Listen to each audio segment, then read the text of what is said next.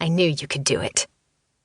She'd even been able to wrestle the top down, a complicated procedure in the case of this particular bug, involving snaps, Velcro, folding, tucking, and a lot of elbow grease. Top down meant messy hair, but it didn't matter. Not where Rosemary was headed. She hurriedly slipped a rubber band around her auburn curls to keep them out of her face and put the car in gear.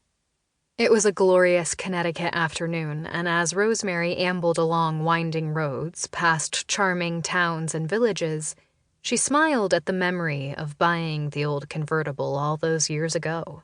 Sure, it was finicky, and only started with a bit of coaxing and the occasional threat, but on days like this, when the top came down, the car seemed like the highest luxury in the world. Was there anything better than a crisp fall day under a blue sky? And best of all, Rosemary was on her way to visit her favorite person in the world, her best friend, Jack Stone. She and Jack had met in college and had instantly clicked. She'd been working on her undergrad in history, he on his in literature. Their paths crossed as often as their various humanities intertwined at their university, and they had remained fast friends all the way through grad school and beyond.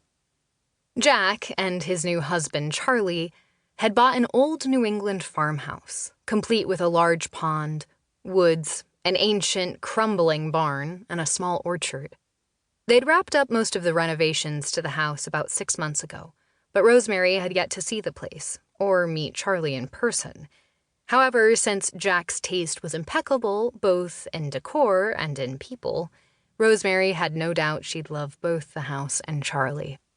She'd been away lecturing in England when he and Jack had married, and even though she'd seen photos and visited with Charlie on the phone a few times, her European tour had kept her from meeting him face to face. She knew he was tall, dark, and handsome, and was a best-selling novelist and an excellent cook to boot. And if Jack loved him, then so would she. Paperwick, the village where Jack and Charlie lived, was proving to be harder to find than Rosemary had anticipated. It wasn't on her area map. It was apparently too tiny to be taken seriously by most map makers, and so Jack had given her very precise instructions. Unfortunately, he had absolutely no innate sense of direction, which had gotten them both lost countless times before.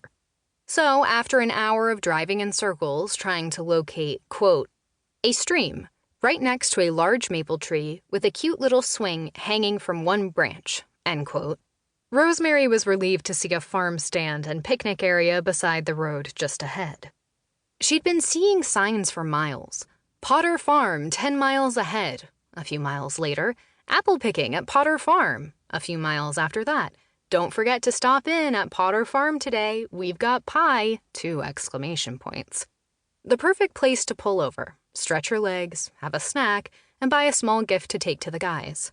Plus, she could try again to decipher Jack's directions and ask for help from the farm stand attendant.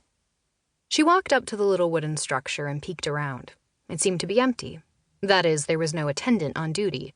But the shelves were packed with jams and jellies, pies, bags of cookies and maple sugar candy, and stacks of empty baskets, presumably for gathering apples. Just as Rosemary's stomach let out an audible growl, a round little lady came hurrying along a cobbled path that ran between the stand and a beautiful old red barn, whose roof was topped with a weather vane in the shape of what looked like a large cheese. "Hello, hello, hello," the woman sang when she spotted Rosemary. "Hope I didn't keep you waiting long. Busy day." Rosemary gave her a big smile, but couldn't help letting her eyes wander over the peaceful quiet of the scene and wondering exactly what busy meant to this woman. "I am Mrs. Potter," she continued. "Welcome to Potter Farm, home of Potter's Perfect Pumpkin, village festival champs for 9 years running." "Wow," said Rosemary. 9 years running. Village life, full of pumpkins and apples and apparently cheese, and devoid of stress and pollution and hurry. Rosemary felt her tensed shoulders relaxing at the very thought of it all. "And we're about to make it an even 10 at this year's festival," Mrs. Potter continued. "But that's neither here nor there. What can I